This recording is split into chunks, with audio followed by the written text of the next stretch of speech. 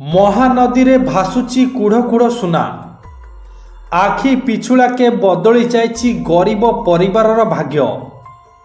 लोक माने एपरी विरल दृश्य को देखिबा पई रुंड होई जाइछंती। आउ से महाप्रभु जगन्नाथ खटिखिया मूलिया लोकटीर भाग्य बदलई देइछंती। ह बंधु माने आपण जदि महाप्रभु को हृदय रु भल पाती आउ तांको आराध्य देवता बोली मानती तेबे दयाकरी भिडियोटी को गोटे लाइक करी कमेंट बॉक्स रे जय जगन्नाथ लिखि दियंतु।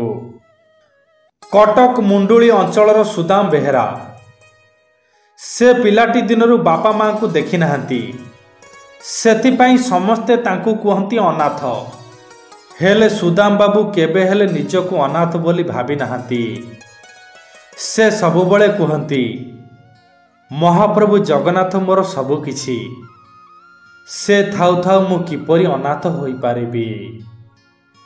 एमिति पिलादिन माछ धरा काम करी निज पेट पोषुछंती सुदाम बाबू।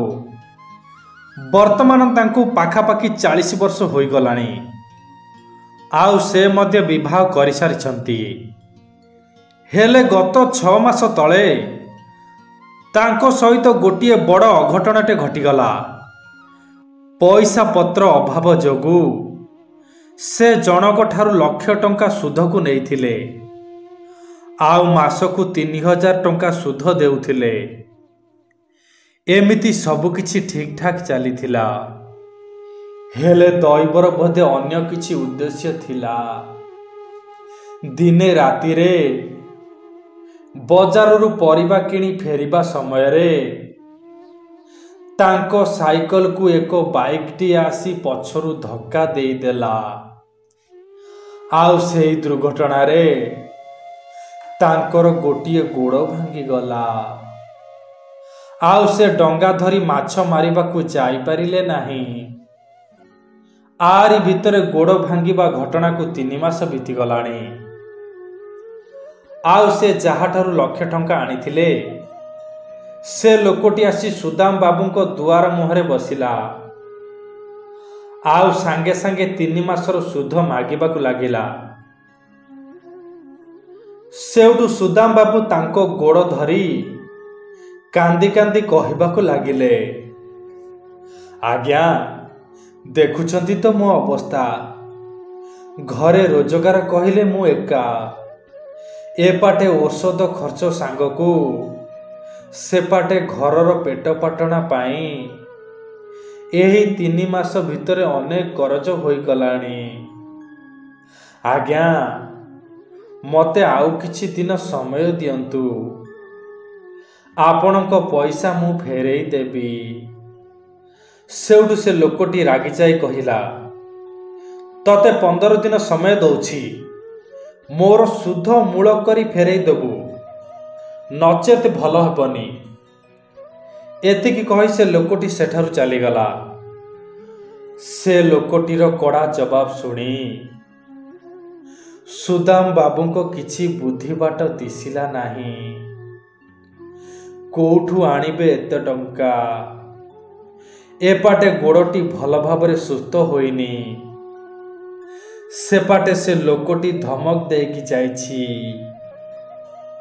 एसबु कथा भाबी भाबी आखिरु 2 ठोपा लुह झरई देई महाप्रभु को हाथ टेकी कहिबाकू लागिले,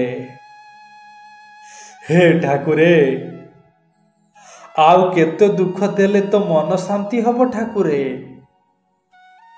पिलाटी दिनरु बापा माँ को छड़ई नेलु, आउ जीवन सारा हंतसंत कलु, हेले टिकिए खुशी देइछु कि नाही। मो गोड़टा को भांगी देलु।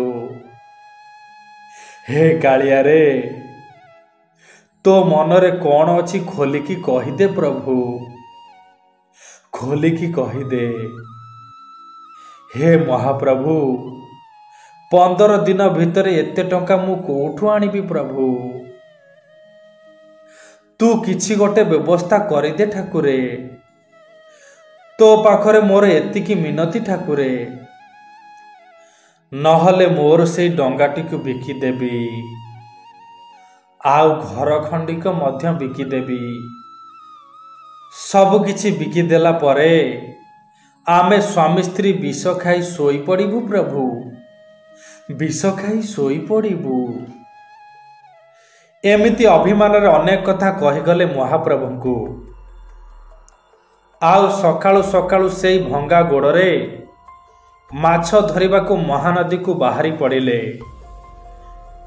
ହେଲେ ମନରେ ଉଙ୍କି ମାରୁଥାଏ ସେଇ କଥାଟି, କିନ୍ତୁ ଆଉ କ'ଣ ବା କରିପାରିବେ? ସବୁକିଛି ମହାପ୍ରଭୁଙ୍କୁ ସମର୍ପଣ କରି ନିଜ କାମରେ ଲାଗି ପଡ଼ିଲେ।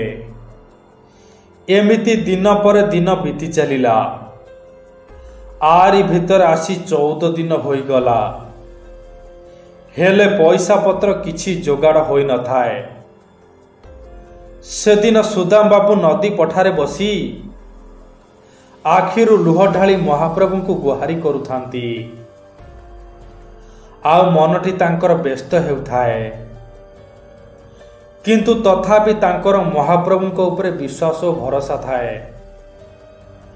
ଆଉ ସେ ସେଇଠାରେ ହିଁ ବସିଥାନ୍ତି। ହଠାତ୍ ମେଘ ପବନ ମାଡ଼ି ଆସିଲା। ଆକାଶ ଅନ୍ଧାର ହୋଇଗଲା। ଆଉ ସେ ଡଙ୍ଗାକୁ ମୋଟା ରଶିରେ ବାନ୍ଧିବାକୁ ଲାଗିଲେ। ତୁରନ୍ତ ଡଙ୍ଗାକୁ ନଦୀ ପଠାରେ ବାନ୍ଧି ଘରକୁ ଯିବାକୁ ଲାଗିଲେ। ହେଲେ ହଠାତ୍ ଘଟିଲା ତାଙ୍କ ସହ ବିରାଟ ଚମତ୍କାର।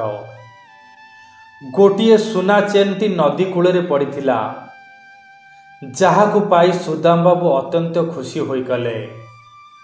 ଆଉ ସେଇ ବାଲିରେ ଚାରିଗଡ଼ା ଗଡ଼ିଯାଇ କାନ୍ଦି କାନ୍ଦି କହିବାକୁ ଲାଗିଲେ, ସତରେ ଠାକୁରେ, ତୁମେ ଭକତ ଭାବରେ ବନ୍ଧା।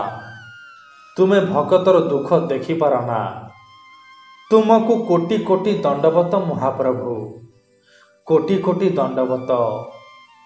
ସତରେ ବନ୍ଧୁମାନେ, କାଳିଆ ଉପରେ ଯିଏ ଭରସା ରଖିଛି, ଆଉ ତାକୁ ଯିଏ ନିଃସ୍ୱାର୍ଥପର ଭାବେ ଭଲ ପାଇଛି, ତାକୁ ହିଁ ମୋ ଚକାନୟନ ସବୁ ବିପଦରୁ ଉଦ୍ଧାର କରନ୍ତି। ଆରେ ସେ ପରା ଜଗତକୁ ଆଙ୍ଗୁଠି ଅଗରେ ନଚଉଛି। ସେ କ'ଣ ଦେଖିପାରୁନି କିଏ କ'ଣ କରୁଛି? ହଁ ବନ୍ଧୁମାନେ, ଗୋଟିଏ କଥା ମନେ ରଖିବେ, ଭଗବାନ କାହାକୁ ଦୁଃଖ ବା ସୁଖ ଦିଅନ୍ତି ନାହିଁ। ଆମର ପୂର୍ବଜନ୍ମର କର୍ମ ଅନୁସାରେ ଦୁଃଖ ସୁଖ ଆମକୁ ଭୋଗିବାକୁ ପଡ଼େ। ଯେହେତୁ ଆମେ ଅନେକ ବର୍ଷ ପରେ ମଣିଷ ଜନ୍ମ ପାଇଛେ, ସେଥିପାଇଁ ମହାପ୍ରଭୁ ଜଗନ୍ନାଥଙ୍କୁ ଅନ୍ତରରୁ ଭକ୍ତି କରି ସବୁ ପାପ କର୍ମକୁ ଆମେ ଦୂରେଇ ଦେବା। ହଁ ବନ୍ଧୁମାନେ, ଏହି ସତ କାହାଣୀଟି କିପରି ଲାଗିଲା କମେଣ୍ଟ ବକ୍ସରେ ଲେଖି ନିଶ୍ଚିନ୍ତ ପଠାଇ ଦିଅନ୍ତୁ।